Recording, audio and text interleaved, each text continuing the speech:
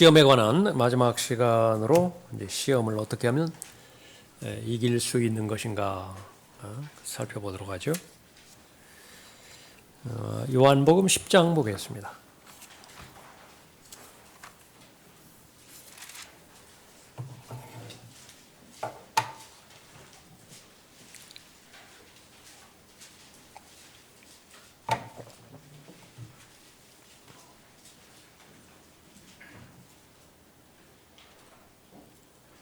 구절에 보면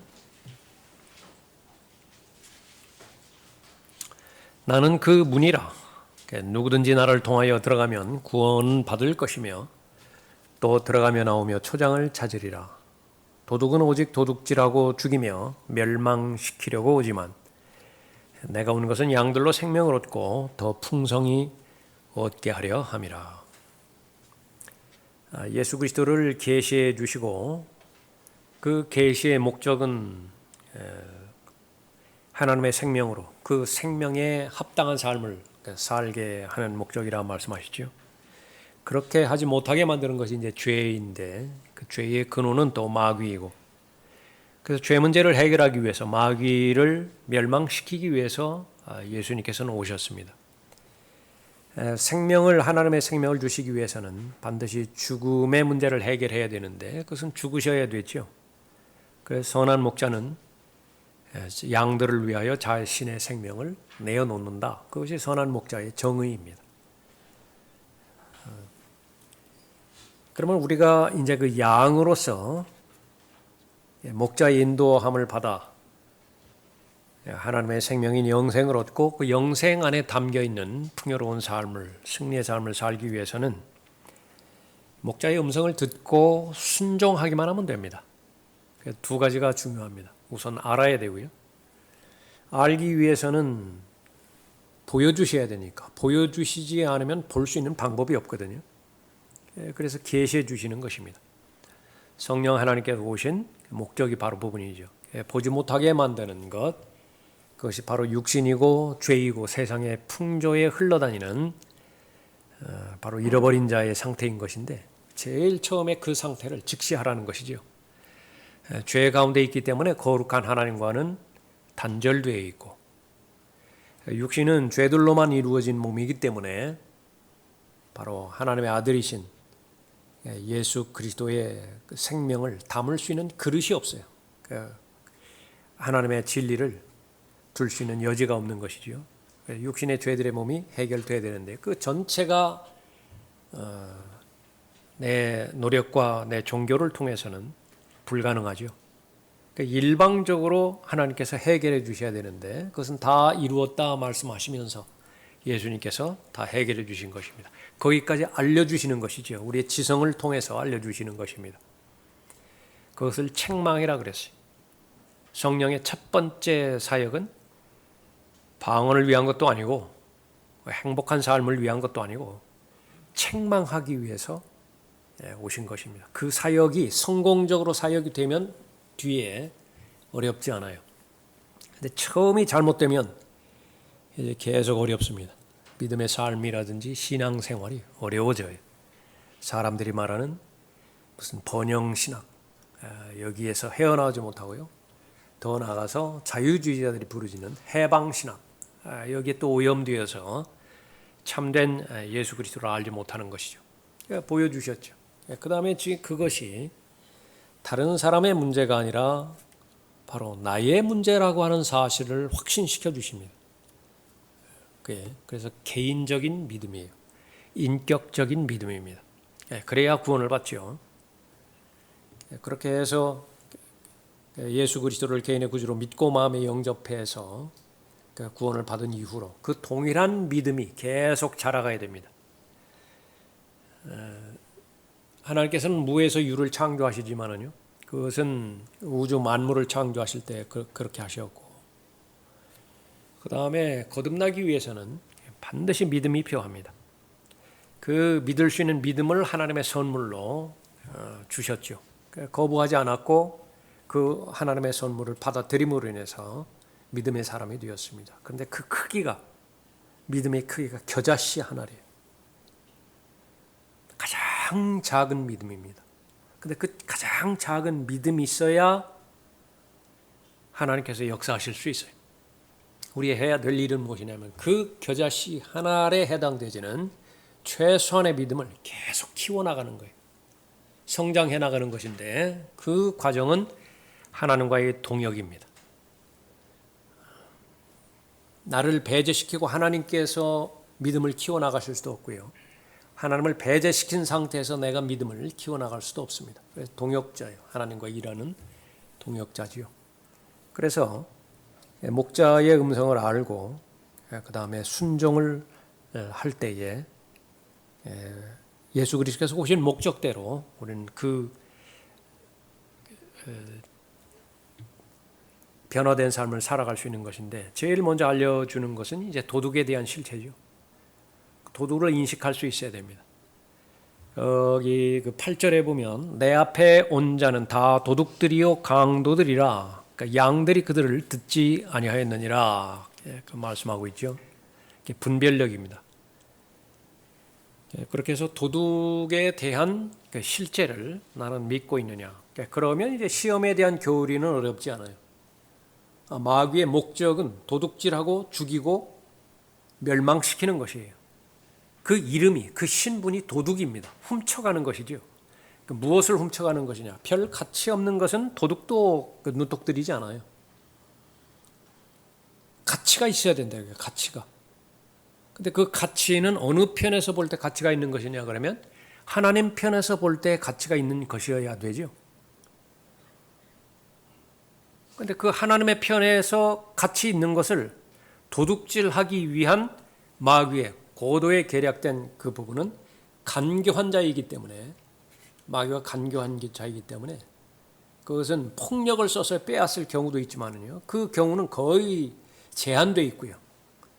거의 대부분은 속임과 미혹입니다. 거짓이에요, 거짓. 그래서 첫 번째 사람에게 나타나는 경우에도 빛의 천사로 나타났다고. 그것을 알아야 됩니다.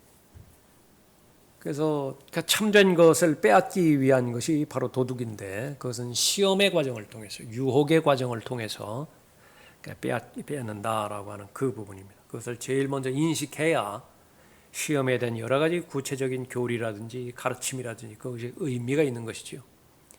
그래서 어떤 경우에도 마찬가지지만은 아주 복잡하고 더 깊은 교리를 알아야 마귀에게 승리를 하고 또 죄에 대해서 승리를 하고 그런 것이 아니라 그것이 의미 있기 위해서는 단순해야 됩니다. 정직해야 되죠. 확신을 가지고 있어야 됩니다. 그러니까 다른 거는 잘 모르겠다. 하나님께서 말씀하실 때에 이 세상을 주관하고 있는 신이 두 신이 있다라고 말씀하는 거죠. 하나는 하나님이라고 하는 신이고 하나는 마귀라고 하는 신이에요. 그 둘 사이에 전쟁이 벌어졌는데 바로 사람의 혼을 차지하기 위한 전쟁이다. 또 하나님께서는 아주 투명하게 말씀해 주시는 것입니다. 공개적으로 하나님을 드러내 주시는 것이죠. 계시해 주시는 것입니다.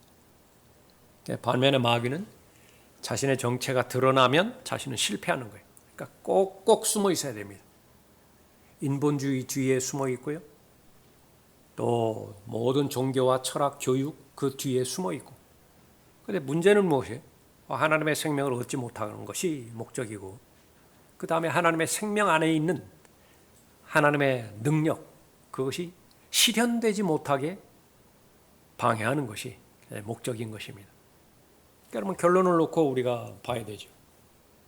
결론 내가 하는 말 그 결과를 통해서 하나님께서 기뻐하시고 또 성령 하나님께서 기뻐하시는 그 결과를 가져온다. 그럼 나는 하나님과 동행하는 것이고 또 하나님의 은혜 가운데 거하는 것이죠. 반대로 내가 하는 말들을 통해서 하나님께서는 움직이지 않으신다.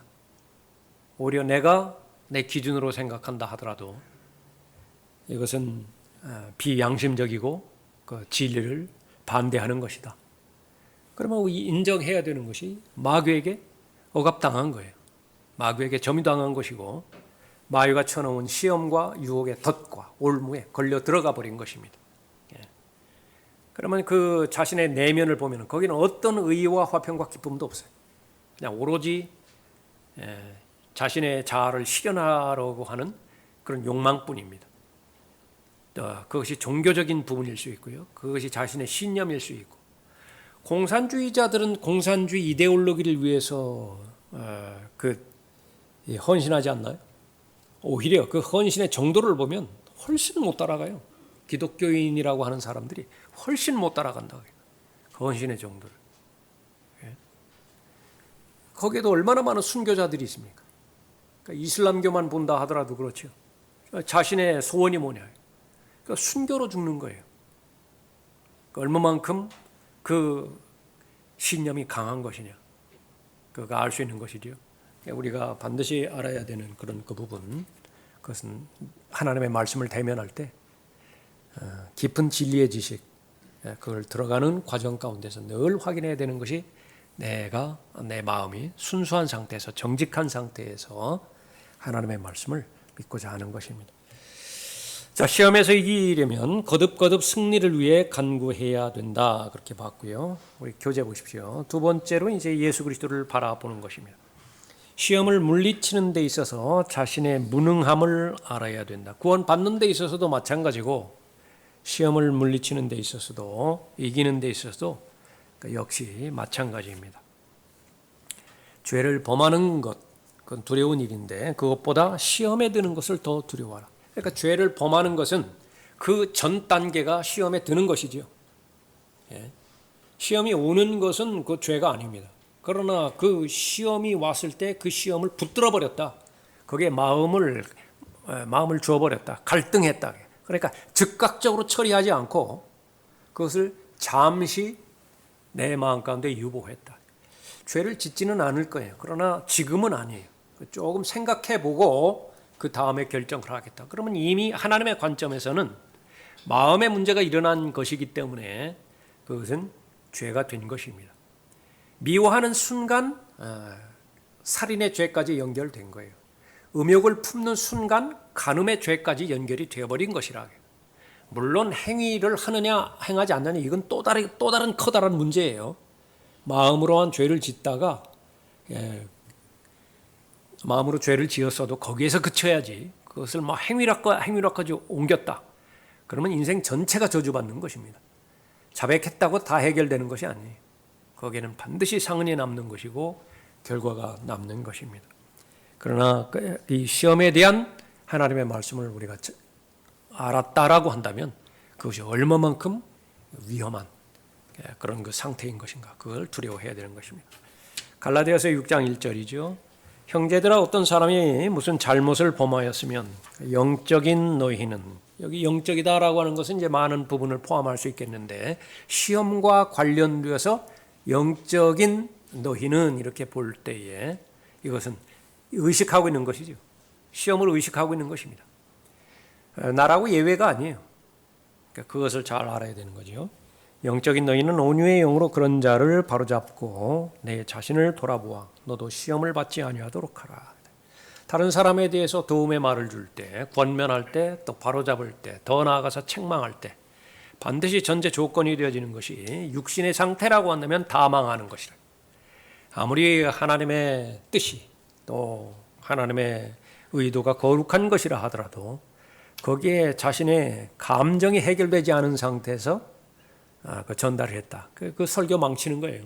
그 가르침 망치는 것이고요. 구령도 망치는 거예요. 하나님의 말씀을 자료화해서, 재료화해서 다른 사람을 정죄하는데, 다른 사람이 아주 미워 죽겠죠. 하나님의 말씀을 통해 가지고 폭력을 행사하는 것입니다. 그래서 사랑 안에서 진리를 말한다 그랬다. 사랑 안에서 진리를 말한다. 진정한 사랑이 배제된 상태에서 진리 전파하잖아요. 그거보다 더 무지막지한 폭력이 없어요. 그 마귀가 제일 좋아하는 것이라. 또 진리 없는 사람, 그거보다 무책임한 것도 없죠. 그것보다 위선적인 것도 없다. 그것이 모두가 다 이 온유의 영과 관련되어진 그런 부분입니다. 온유의 영으로 우선적으로 내가 성령으로 충만해져 있어야 되고 또 진리의 사람으로 잘 자리 잡혀야 되겠죠. 그런 자를 바로잡고 그러면 이제 권위가 전달이 됩니다. 자연스럽게 권위가 전달이 되어지죠.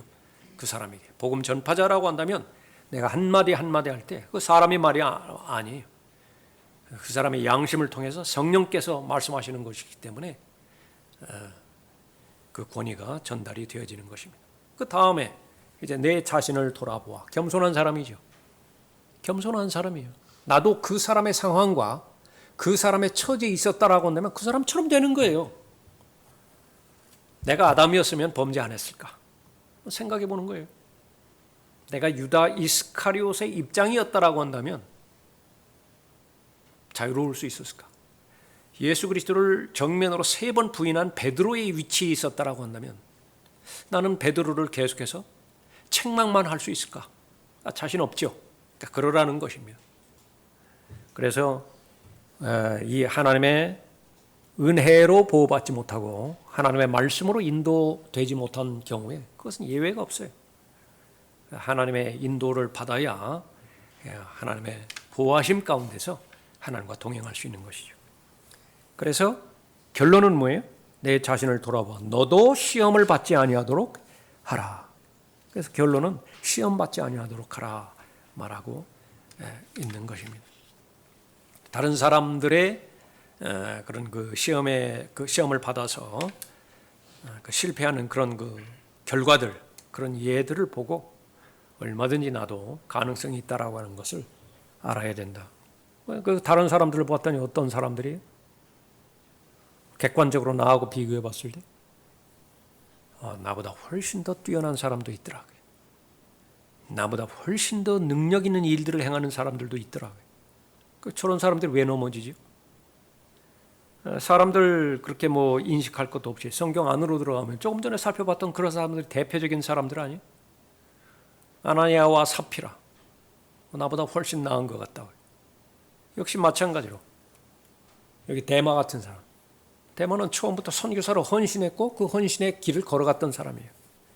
나보다 나은 것 같다고요. 그런데도 실패하는 거예요. 조금 전에 살펴봤던 베드로가 혼장담으로 예수님을 위한 삶을 살았다고 하는데 거기는 어떤 위선도 발견되지 않아요. 그 진심이었습니다. 나보다 나은 것 같다고요. 그런 면에 있어서 다 실패하죠. 그런 그 부분을 통해서 봐야 되는 것입니다. 우리에게 주신 교훈은 무엇이에요? 우리는 싸움을 위해서 존재하는 사람이고요. 그래서 전사라고 말씀하셨고 그리스도의 훌륭한 군사라고 말씀하셨습니다. 믿음의 선한 싸움이라고 하는 말씀하셨고 하나님의 전신갑옷, 영적 전쟁, 무장해야 되고 또 무릎 꿇고 계속해서 기도해야 되는 것이죠. 그러니까 계속해서 우리가 살펴보는 것이지만 엉뚱하게 호수아비 하나 만들어 놓고 거기다 계속 화살만 쏘아놓게 만든다. 호수아비 하나 만들어 놓고 거기 계속 칼질하는 거예요. 아무 의미가 없어요. 호수아비가 뭔데? 그러니까 자신의 마음을 살피는 데서 그 이미 이제 떠나서요. 그건 별 관심의 대상이 아니에요. 자신의 마음의 상태. 그냥 밖에 보이는 것들. 그것이 아무리 성경이라고 하는 이름과 진리라고 하는 이름과 또 공의, 거룩, 헌신, 하나님에 대한 영광 이런 이름으로 되었다 하더라도요. 여기에서 비켜나간다고 한다면 모두가 다 혈과 육에 속한 전쟁이에요. 혈과 육에 속한 전쟁이에요. 그러나 우리는 혈과 육에 속한 전쟁을 하는 사람이 아니라 영적 전쟁을 하는 사람인데 영적 전쟁을 하는 그 치열한 전쟁터의 한 복판이 마음에 있다라고 하는 것입니다. 마음에서 일어나는 그 부분들을 잘 살펴봐야 되는 거죠. 그래서 마음에 관련된 성경적 가르침, 마음에 관련된 성경적 건전한 교리, 구원 받았죠. 로마서 5장에서 바로 한 사람 아담, 한 사람 예수 그리스도. 그 결과는 우리는 잘 알고 있습니다. 이것이 나에게 적용이 돼야 되죠. 로마서 6장에서 아주 자상하게 설명해 주고 있다. 늘 내 자신을 예수 그리스도와 동일시하고 예수 그리스도께서 십자가에 달려 돌아가셨을 때 나도 죽은 것으로 여기는 것이에요.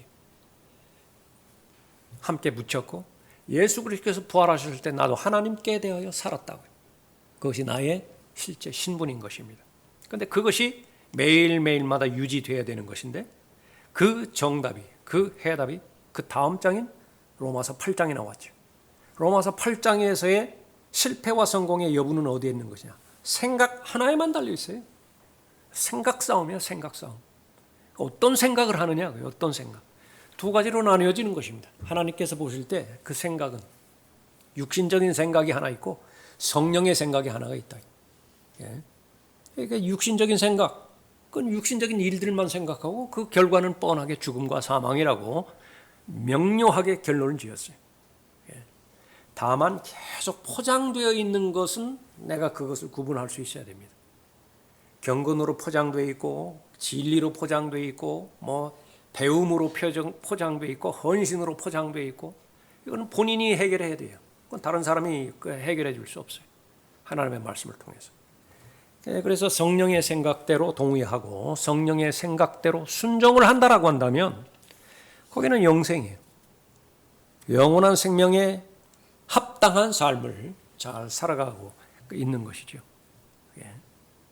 그렇게 해서 이렇게 예수 그리스도를 바라보는데 죄를 범하는 것을 두려워하기보다 시험에 드는 것을 더 두려워해요. 일단 시험에 들면은 기도가 능력이 없고요. 기도가 능력이 없어요. 기도는 기도 가운데 하나가 이제 그 친밀감인데 주님과의 대화하는 데 있어서 친밀감이 생명인데 친밀감이 이제 그 부분부터 진작에 없어져 버리는 것입니다. 그 다음에 중요한 것이 이제 믿음이죠. 믿음으로 구해야 된다고. 그러니까 이 기도를 하는 것도 왜 시험에서 이겨야 되는 것이냐? 궁극적으로 하나님의 영광이거든요. 하나님을 기쁘시게 해드리기 위해서 이미 승리하신 예수 그리스도의 승리. 다시 말하면 그것은 전리품이에요. 전리품을 내가 확보하는 그 과정인데 그것이 기도의 과정으로 오는 것인데 그것이 힘들어 버리는 것입니다. 자, 시험에 관련하여 예수 그리스도를 아는 지식에 이르라. 예수 그리스도를 바라보는 것이 바로 예수 그리스도를 아는 지식에 이르러야 되죠. 은혜 안에서 자라가라고 말씀하셨고 주 예수 그리스도를 아는 지식 안에서 자라가라 말씀하셨습니다. 예수 그리스도 빌립보서 2장에서 예수 그리스도의 사역에 대해서 요약해 놨죠. 그 하나님이신 그분이 사람의 몸을 입고 오셨는데 그것은 종의 형태를 입고 오셨어요. 노예로 오셨다고요. 섬김을 받기 위한 것이 아니라 정반대로 섬기러 오셨고 그런데 살기 위해서 태어나는 것인데 사람들은 그러니까 유일하게 예수 그리스도는 죽을 목적으로 이 땅에 오셨다. 그 죽음조차도 가장 비참한 죽음, 십자가의 죽음에까지 순종하셨다고 말씀하셨죠. 아버지의 뜻을 행하는 것입니다. 그런데 그 예수 그리스도를 바라보라 말씀하셨는데요. 그러면 그 예수 그리스도를 바라보는 것이 무엇이냐? 생각이라고 말씀하셨다. 생각. 예수 그리스도의 생각. 그 너희 마음에 품으라. 예수 그리스도 무슨 생각을 하셨느냐? 품으라. 그래서 마음과 생각에 관하여 말씀하신 교리, 죄에 대하여 승리하는 교리, 시험에 대하여 대처하는 교리. 그러니까 이것을 전념해야 된다. 이건 매일매일마다 반복되어지는 것입니다. 바다에서 항해하는 중이고요. 항해가 마쳐지기 전까지는 계속 파도는 있게 되어지는 것이고 계속 전진해 가야 돼요. 그러니까 정체되어 있지 않죠. 그러니까 그렇기 때문에 강조하는 것입니다. 첫사랑을 유지하는 것은 죄를 죽이는 교리를 실천하는 것이다. 그랬습니다. 골로새서 3장 5절에서 그러므로 땅 위에 있는 너희 주체를 죽이라. 이 말은 어디에서 나오죠? 셋째 하늘을 바라봐야 되는데 그것이 대명제예요. 그리스도와 함께 살아났으면 우리의 관점이 이제 바뀌게 되어지는 것인데 그것은 땅만을 바라보던 그 관점에서 이 하늘을 주시하는 관점으로 바뀌는 것이죠. 새로운 피조물입니다. 본성이 하나가 더 창조가 되었는데 그 셋째 하늘을 바라보게 해야 되는 거예요. 그것을 방해하는 것이 있다. 셋째 하늘을 바라보지 못하게 마음을 품지 못하게 만드는 방해 요소가 있다. 그건 무엇이냐? 그 땅의 요소들이에요. 다시 말하면 땅의 요소들이 여전히 삶의 목적이 되어졌다고 한다면 그 전에는 땅의 목적이었어요. 거기서 예외되는 사람은 아무것도 없다고요. 그럼 이제 목적이 바뀌어져 버렸죠. 그래서 목적이 수단이 된 거예요. 목적을 이루기 위한 수단이 되어진 것이다. 그것이 무엇이냐? 그것이 바로 우리가 살아가고 있는 눈에 보이는 것들, 손에 만져지는 것들, 이 공간 안에 있는 것들이죠. 이 세상이에요. 그러니까 이것은 우리가 이용해야 됩니다. 최대한 이용을 해야 돼요. 돈은 이용을 해야 되는 대상이지, 도구와 수단이지, 사랑의 대상이 아니에요. 사랑의 대상은 목적이 되어버리잖아요. 건강 역시 마찬가지입니다. 건강은 수단과 도구가 돼야 돼요.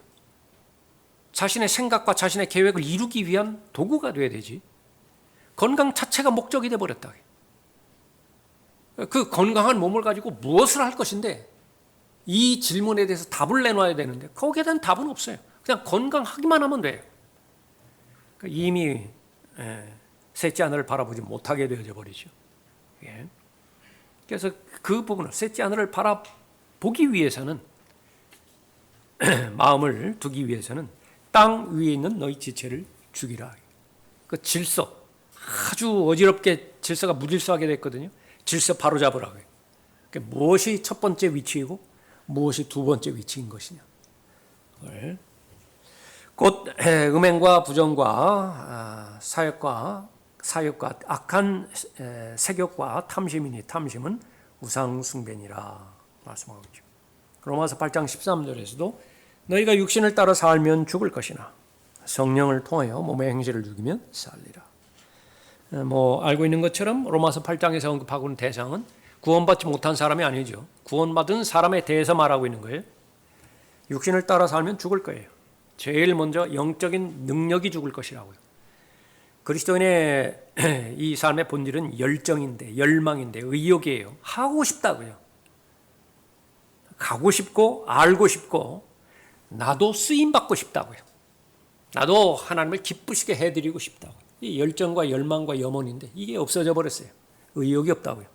의욕이. 그러면 이미 죽은 거예요. 그 영적인 열망과 열정이 점점 죽고요. 그 다음에 이제 고린도전서 11장에 있는 것처럼 몸도 마찬가지죠.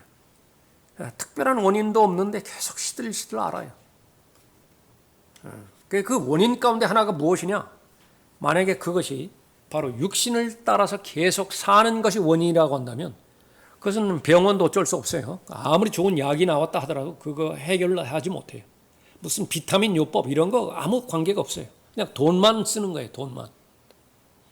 그 원인이 내가 계속 약해지고 또 계속 병들고, 그런 원인이 하나님께서 직접적으로 말씀하실 때 그것이 시험과 관련된 것이고 유혹을 이기지 못하는 것이고 그게 계속 반복이 된다.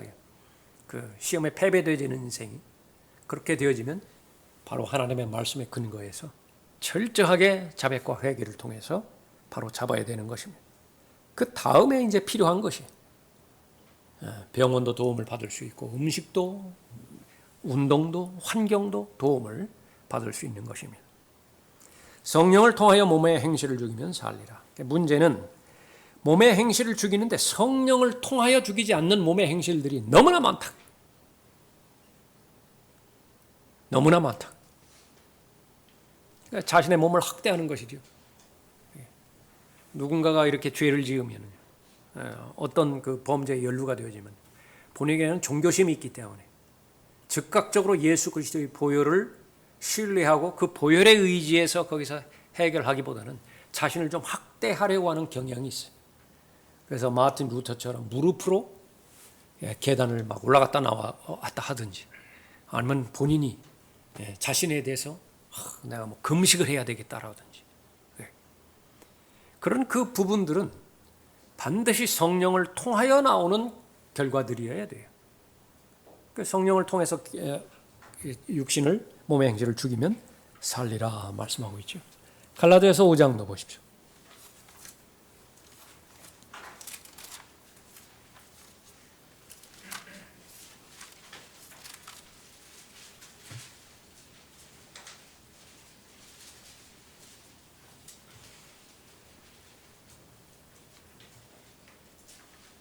(17절에)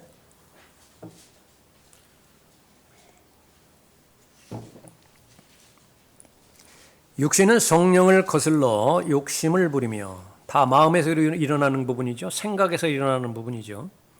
육신은 성령을 거슬러 욕심을 부리며 성령은 육신을 거스르나니 이들은 서로 반목하여서 너희가 하고자 하는 것을 하지 못하게 하느니라.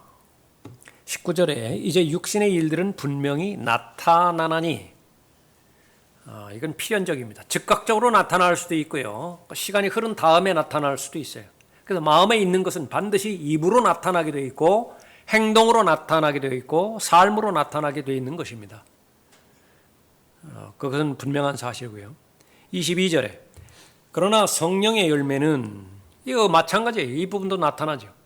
성령의 열매는 사랑과 기쁨과 화평과 오래 참음과 친절과 선함과 믿음과 온유와 절제니 그러한 것을 반대할 법이 없느니라. 시험과 관련돼서 이 구절을 연상시켜 보십시오. 연결시켜 보십시오. 시험에 대해서 잘 공부하고 있으니까.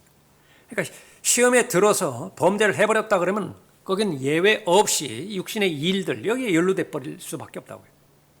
그러니까 나는 육신의 일들을 맺고 싶지 않다. 누구나 다 그렇지요. 그럼 어디까지 거슬러 가야 되겠어요? 최소한 시험에 대한 교리까지 거슬러 올라가야 돼요. 그 시험에서 부분에 대해서는 잘 알지도 못하고 그 교리에 대해서 공부하지도 못하고 그렇게 했는데 마음만 나는 육신의 일들을 행하지 않겠다. 마귀가 그렇게 호락호락하던가요? 마귀가 그렇게 만만한 대상인가요?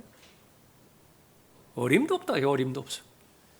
그 증거가 뭐냐면 계속 반복될 것이라고요. 계속 결심은 계속 하는데 결심은 아무 힘이 없어요. 계속 반복될 것이라고.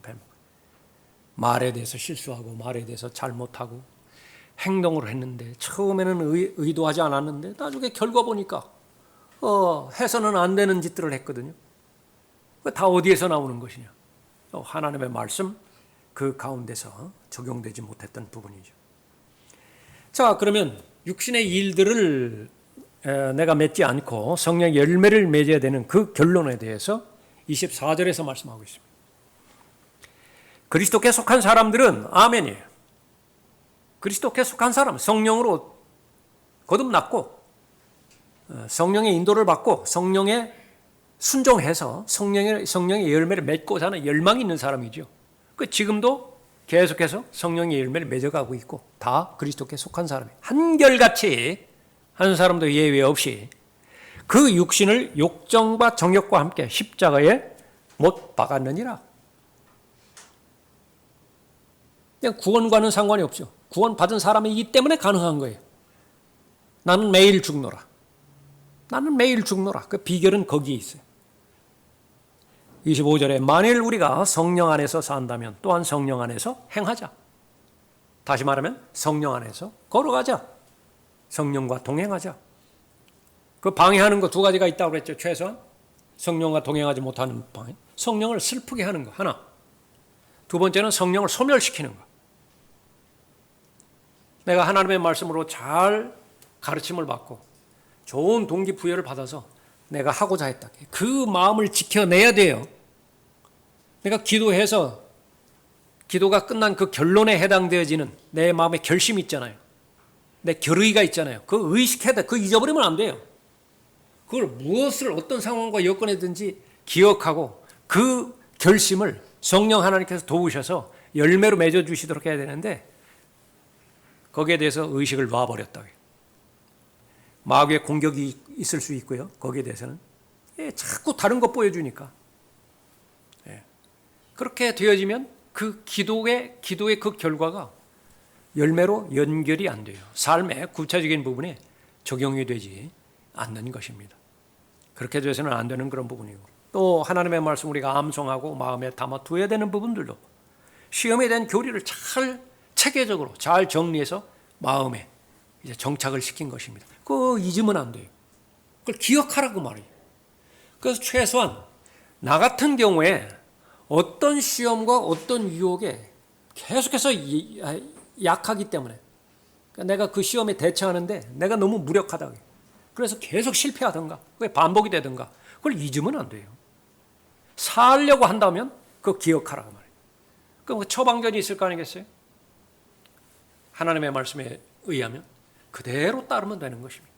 그런데 이제 그렇게 따랐을 때에 하나님께 주시는 복이 무엇이냐? 그 부분을 순종했을 때에만 주시는 경험이 있다고요.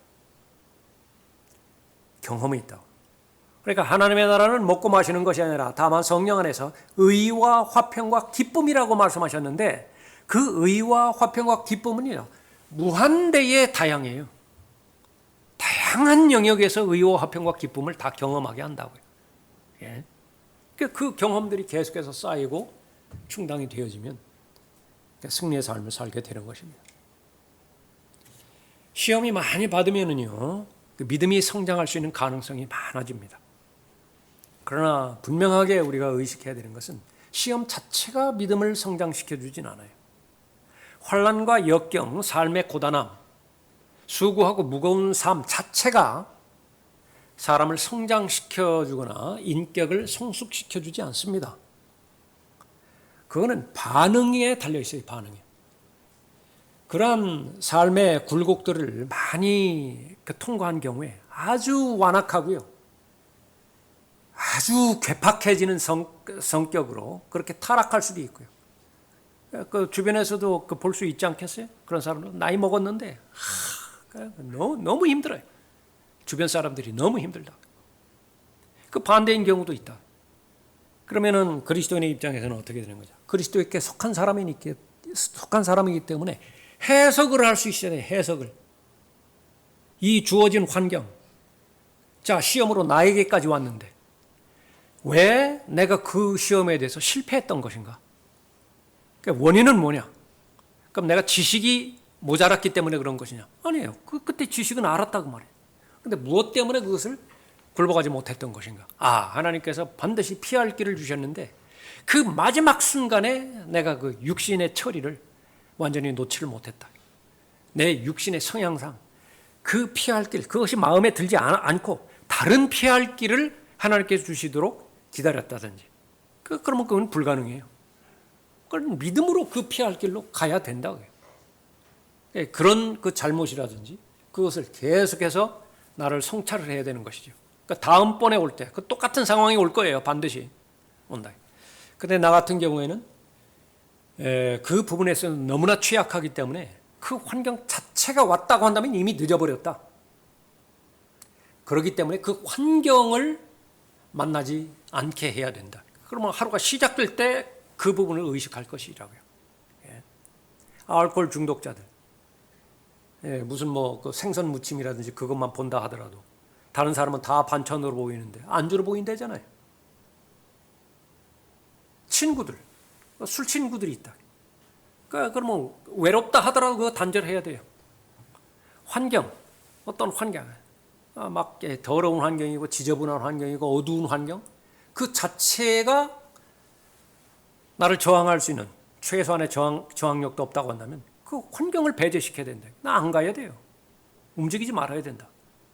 그러니까 그런 그 부분들이 해석이에요. 근데 그렇게 해석이 됐는데 그 모든 부분들을 일일이 하나님께 보고해 드려야 됩니다. 그 모든 부분들을 다 알아드리고 내 생각을 하나님 앞에 알아드리고 그러면 성령 하나님께서 도우실 것이에요. 그러면 하나님께서는 약속을 하시는 것입니다. 야고보서 1장 14절 교제해 보십시오. 그러나 누구든지 자신의 욕심에 끌려 유혹을 받을 때 시험을 당하는 것이니 그러므로 욕심이 잉태하면 죄를 낳고 죄가 장성하면 사망을 낳느니라. 다 어디에서 일어나는 거죠? 마음이라고요. 마음. 완벽한 환경과 완벽한 조건을 형성하면 사람은 타락하지 않고 계속해서 인격적으로 훌륭한 인격으로 성장할 것이다. 루소의 철학이었거든요. 교육관이었어요. 사람이 잘못되는 것은 교육 환경이 열악하기 때문에 그런 부분이기 때문에 그 환경만 잘 조성을 하면 사람은 사람답게 살 것이다. 아담을 모른 거죠. 이브를 몰랐던 거예요. 거기는 심지어는 죄 자체가 없었어요. 그런데도 시험에 들어버렸을 때에 모든 것을 다 잃어버린다는 사실을 알아야 되는 것이죠. 마음에서 생각이 형성되는데 생각은 마음에 영향을 주게 된다. 마음의 부드러움을 어떻게 유지할 것인가 하는 것은 매우 중요하다. 고린도전서 10장, 히브리서 3장, 히브리서 4장 계속 마음. 왜 완악하게 되었던가? 해석하라. 왜 완악하게 되었던 것인가? 역사적 교훈을 개인적으로 주관적으로 적용시키라. 그래야만 살아난다. 막 그 두 부분을 간과해버리면, 실패해버리면 아무리 많이 배워보라고 해요. 아무리 많이 들어보라고 해요. 아무리 많이 행해보라고 해요. 무엇이 이루어지는 것인가? 그 부분에 대한 경각심을 우리가 가져야 될 것입니다. 디모데전서 4장 2절에서 그들 자신의 양심이 화인을 맞아 위선으로 거짓을 말하리라. 성경에도 많이 나오죠. 거짓을 말하는 것은 위선 때문인데, 그러니까 위선이 아닌 거짓은 다 바로잡아 주세요. 왜 그렇죠? 무지한 때에 그 행했던 거가 하나님께서 다 눈 감아 주신다고요. 그 약속이에요. 근데 지금 알았잖아요. 그러면 이제 하나님의 말씀으로 돌이키면 됩니다. 아폴로 무지한 상태에서 막 가르쳤다고요. 근데 안 맞아요. 그래서 하나님께서 더 향상된 계시를 하나님의 사람들을 통해서 보여주셨잖아요. 바로 잡혀지는 거예요. 얼마나 훌륭하게 쓰여지는 거예요. 그러나 위선으로 거짓을 말할 때에 어디서부터 잘못된 것이냐? 양심이 화인을 맞았다. 계속 시험에 노출되고 시험에 들어버리면요, 양심이 제 기능을 하지 못하는 것입니다. 무서운 일이에요. 잘못된 생각을 행동으로 옮기게 될 때 시험에 들어 죄를 짓게 된다. 그래서 계속해서 생각이 행동을 낳고요. 행동이 반복되어지면 습관을 낳는다고 그랬죠. 그 습관이 결국은 자신의 인격이에요. 인격 다음에는 더 갈 것도 없어요. 혼의 상태를 말하는 것이 인격이니까. 그러니까 제일 무서운 말은 어떤 사람을 대할 때 인격으로 대하지 않는다. 그 말이 제일 무서운 말이에요. 그런 대상이 돼서는 안 돼요. 그리스도인이 그 인격으로 대하지 않는다 말할 때 그 사람을 육신적이라고 판단해 버리는 것입니다. 그러면 더 이상 진전이 없어요. 그런 상태는 절대로 돼서는 안 돼요. 그러니까 상대방으로 하여금 내가 육신적이다 이 말을 들어서는 안 되고요. 내 인격에 대한 판단을 상대방이 하게 해서는 안 돼요. 그게 제일 무서운 일이라. 그런데 여기에 처음에 시작은 어디에서부터 시작된 것이냐? 생각으로부터 시작된 거예요. 본인 안에서 계속 형성되는 생각. 여기 게을러 버렸죠. 왜 게을러 버립니까? 이 불붙은 화살은요, 수도 없이 날라와요. 수도 없이 날라온다고요. 그러니까 그것이 의식이 될 때마다 무한대의 화살을 무한대로 방어할 수 있는 방패가 있어요, 우리 안에는. 믿음의 방패로 그걸 다 막아쳐야 된다고요. 근데 게을러 버렸다고. 뭐 해도 끝이 없다고 생각해서 그러는지 모르지만 방패를 내려놔 버렸다. 이제는 양심이 처음에 걸렸을 때는 심한 마음의 갈등이 있었는데 그거 한두 번 맞아보면 그거 괜찮거든요. 그 맷집이 생겨요. 내 살은 아닌데 이게 굳은 살. 이거 그 기능을 못 하잖아요. 감각이 없다고요. 바늘로 찔러도 감각이 없어요. 굳은 살이 박혀버리면. 그래서 나름대로 편하니까 괜찮은 거예요. 안정이 보장되어지니까 괜찮다. 그래서 누군가가 얘기했듯이 굳이 셋째 하늘을 바라볼 것 없이 오늘 하루를 살아가는 데 있어서도 그냥 아프지 않고 그냥 오래 살 수 있으면 아무리 이 세상을 하나님께서 악한 세상이라 배교한 세상이라 그렇게 말한다 하더라도 내 입장에서는 살만한데 뭐. 내 입장에서는 좋은데 뭐. 그렇게 되어져 버리는 것입니다. 시험에 든 자를 구하시는 하나님의 약속을 주시는 그리스도를 바라보라. 그 뒤에 계속해서 언급되어 있는 그런 부분들은 될 수 있으면 구체적으로 마음 안에서 처음에 생각이 내 안에 자리 잡을 때 어떠한 마음의 변화들이 순서적으로 연결해서 일어나는가라고 하는 것을 잘 제시를 했으니까요. 여러분들 읽어보시고 반복적으로 읽으셨으면 좋겠어요. 반복적으로 읽어서 여러분의 그 마음의 지침으로 잘 삼았으면 좋겠습니다. 마지막 그 네 번째로 있죠. 쭉 넘어가서 거기에 그리스도께 피하는 사람은 주님 앞에 겸손하게 엎드리는 사람이다. 그 부분을 한번 보십시오.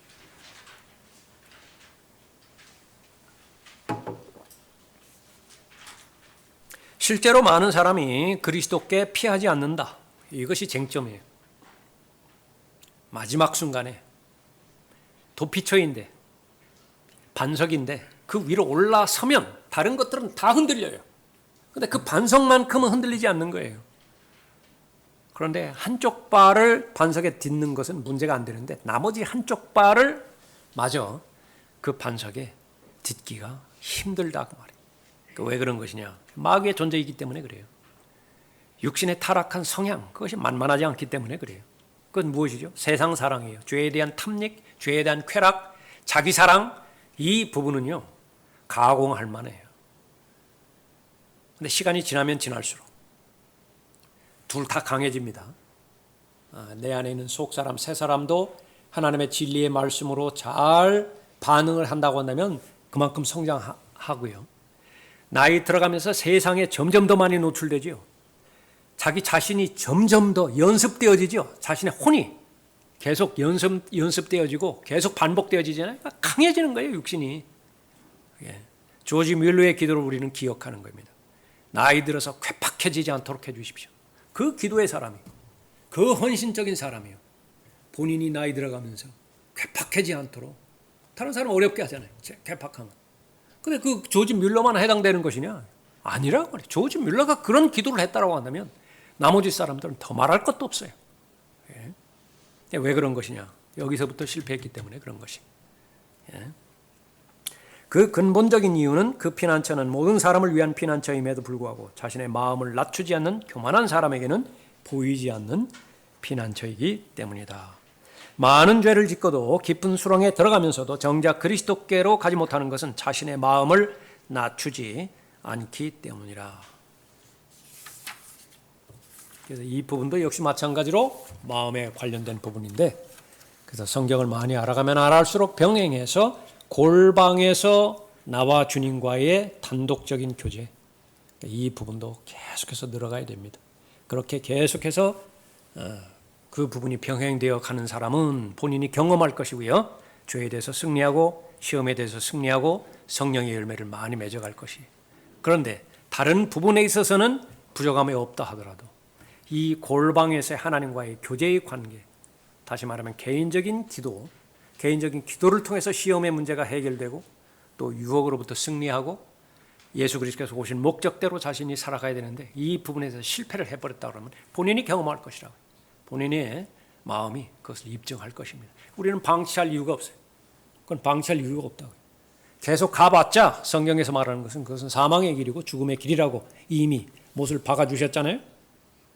중단하고 다시 자신의 위치를 재정비하고 그렇게 간다. 그것이 하나님의 뜻이고 그러지 못하게 방해하는 것이 도둑이에요. 도둑은 도둑질하고. 무엇을 도둑질할 것이냐. 가치 없는 것은 별 관심도 없어요. 마귀는 가장 가치 있는 것, 시험으로부터 승리하는 것, 그거는 빼앗아 가겠다. 아주 작심을 하는 거예요. 그것만 빼앗아 가면 죽이고 멸망시키는 것은 자연스럽게 이루어지는 일이기 때문에 그런 것입니다. 자, 이렇게 해서 시험에 관련된 그런 모든 부분들은 마치도록 하겠습니다.